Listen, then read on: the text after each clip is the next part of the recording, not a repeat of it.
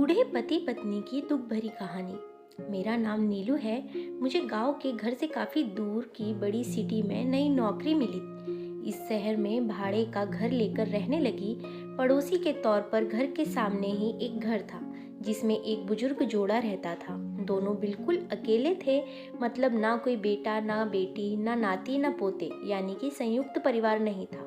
मैं एक संयुक्त परिवार का सदस्य थी, इसीलिए मुझे अक्सर उनके बारे में विचार आते रहते थे।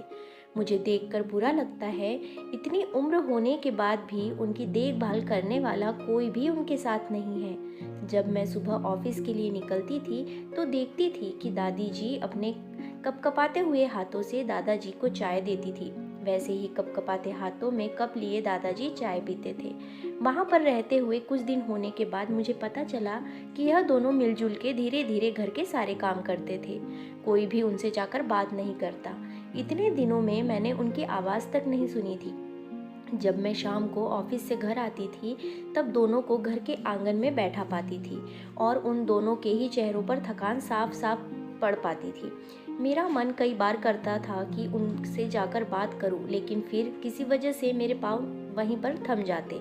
मैं जब जब उन्हें देखती थी मुझे मेरे दादा दादी की बहुत याद आती और मैं घर पर फ़ोन लगाकर उनसे बात कर लिया करती। एक संडे जब मुझे ऑफिस में छुट्टी थी तो मैंने देखा दादी जी काम कर रही थी, लेकिन उन्हें रोज की अपेक्षा आज काम करने में कुछ ज़्यादा ही तकलीफ हो रही थी।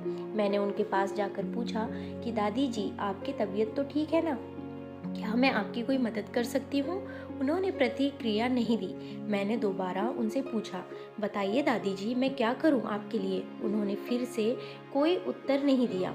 मुझे काफ़ी आश्चर्य हुआ। कुछ मिनटों के बाद दादाजी वहाँ आए और वह भी कुछ नहीं बोले। मैंने ही बात को आगे बढ़ाते हुए कहा, मुझे लगता है कि दादी जी की तबीयत खराब है, इसीलिए मैं यहाँ आई हूँ। मैं आपकी मदद करना चाहती हूँ। बताइए मैं कैसे आपकी मदद कर सकती हूँ? दादाजी ने इशारों में मुझसे बातें करने लगे। उन्होंने इशारों में मुझे बताया कि दादी जी सुन और बोल नहीं सकती। उन्होंने यह भी बताया कि वह खुद भी बोल नहीं सकते, वह सुन सकते हैं, मेरी बात समझ सकते हैं। उन्होंने इशारों से दादी से कुछ कहा और दादी ने मेरी तरफ देखकर मेरे माथे पर हाथ फेरा। मैं उन दोनों की एक तरफ देखते ही रही और न जाने कब मेरे आंखों से आंसू बहने लगे। उस दिन के बाद जब जब मुझे समय मिलता मैं उनके पास चली जाती। वह मुझ पर बहुत प्यार बरसाते। अब तो मुझे उनके इशारों की मीठी भाषा भी बहुत अच्छे से समझ में आने लगी थी।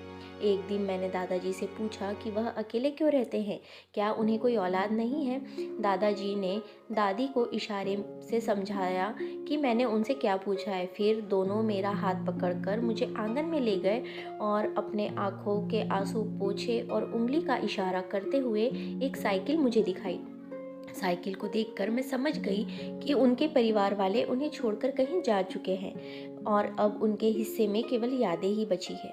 उन्हें रोता हुआ देखकर मैं भी भावुक हो गई और मैंने दोनों को गले से लगा लिया। उन्होंने मेरे ऊपर अपने सीने से सालों में बंद प्यार के बादलों से प्यार की इतनी बारिश कर दी कि मैं पूरी तरह उसमें भीग गई। दोस्तों, इस कहानी से कई लोग कनेक्ट कर पाएंगे क्योंकि यह सिर्फ कहानी नहीं है, यह कई सारे बेचारे बुजुर्गों लोगों की सच्ची दास्ताएं हैं। तो फ्रेंड्स, आपको ये स्टोरी कैसी लगी अपनी राय कमेंट बॉक्स में ज़रूर बताएं।